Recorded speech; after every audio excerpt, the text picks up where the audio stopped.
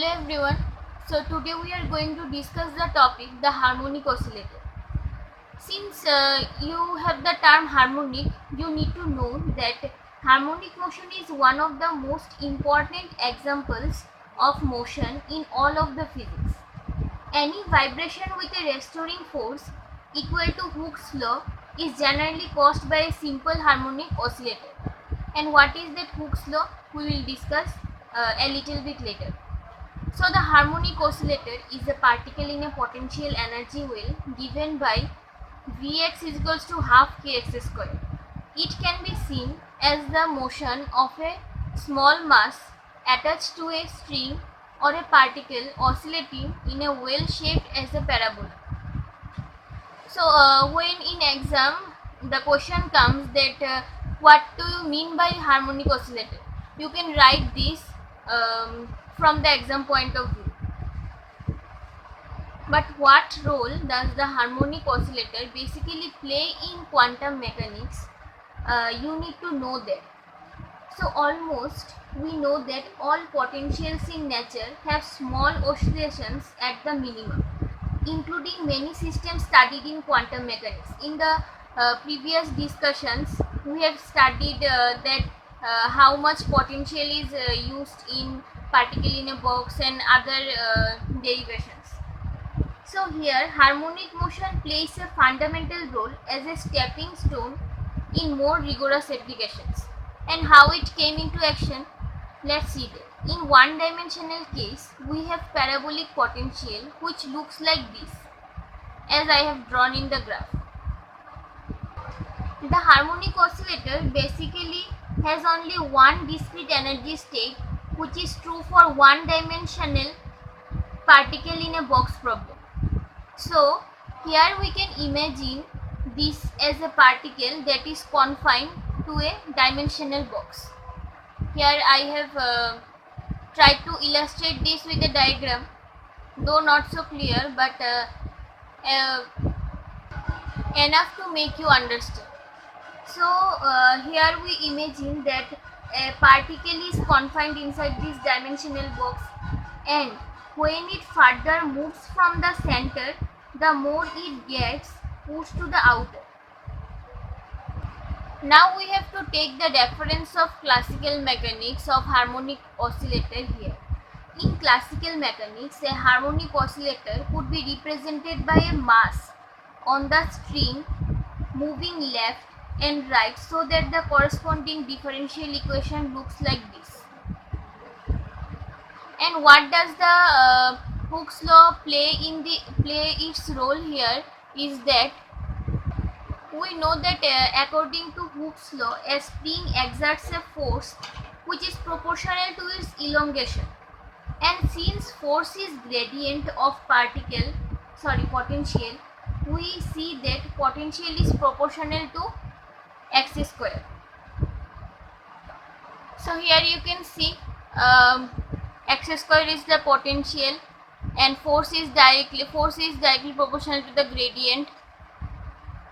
So that is why we call the x square potential we will use in the Schrödinger equation a harmonic oscillator. The harmonic oscillator is actually characterized by its Schrödinger equation. The equations which we discussed in the previous videos, those Schrödinger equations. So we know that Schrödinger equation have a eigenvalue problem where we have energy operator, that is the so-called Hamiltonian operator. So we know that hv is equals to lambda v, and since it is eigenvalue problem, we replace it with psi, that is h psi is equals to e psi. So the harmonic oscillators has only discrete energy states, as is true of the one-dimensional particle in box problem. In the particle in a box problem, we have seen that how potential differs with the discrete energy. So same goes for the harmonic oscillator, which has only discrete energy state, and is true of the one-dimensional particle in box problem. So we have total energy, which is kinetic energy plus potential energy. And we know that kinetic energy is p square by 2m and potential energy is half m omega square k square. And when we place everything this in the Schrodinger equation, the equation looks like this: p square by 2m plus half m omega square x square psi is equals to E psi. Now we have to keep in mind that we are dealing with quantum mechanics here, so we have to use position operator and momentum operator. So here we take x as the position operator and p as the momentum operator.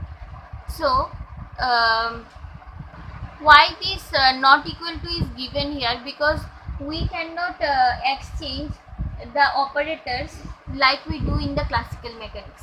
So instead we use a additional term, that is I, and can write it as xp minus px is equals to I h line. So it is important to keep in mind that the Schrodinger equation is an eigenvalue equation. Therefore, it is possible to obtain the eigenvalue as well as eigenvectors. So now we can claim to have solved the harmonic oscillator if we know the wave function as well as the energies. But there is something you need to know, that an exact solution to the harmonic oscillator problem is not only possible but also relatively easy to compute given the properties. Because this harmonic oscillator is one of the first applications of quantum mechanics which was taught at an introductory quantum level. So now you know the importance of harmonic oscillator in quantum mechanics. So the basic use of the harmonic oscillator is that we know that systems with nearly unsolvable equations are often broken down into smaller systems. So the solution to this simple system can then be used on them, and a firm understanding of the principles governing the harmonic oscillator is can be used to study the quantum mechanics. So I hope the whole thing is clear to you, the use of harmonic oscillator and its role in quantum mechanics. Thank you for watching, and if you like our videos, please like and subscribe to our channel.